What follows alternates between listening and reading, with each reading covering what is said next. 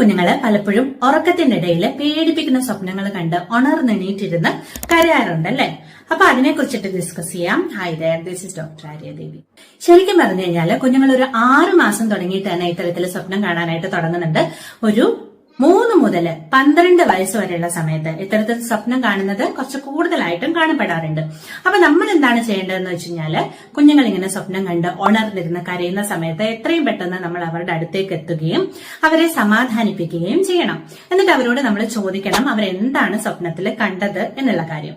അതിനുശേഷം അവരോട് പറഞ്ഞു മനസ്സിലാക്കുക, അമ്മ അടുത്തുണ്ട്, അതുകൊണ്ട് തന്നെ കുഞ്ഞിനൊന്നും സംഭവിക്കില്ല. അതുകൂടാതെ തന്നെ ഈ ഒരു സ്വപ്നം എന്ന് പറയുന്നത് റിയൽ ആയിട്ടുള്ള ഒരു കാര്യമല്ല എന്നുള്ളത്.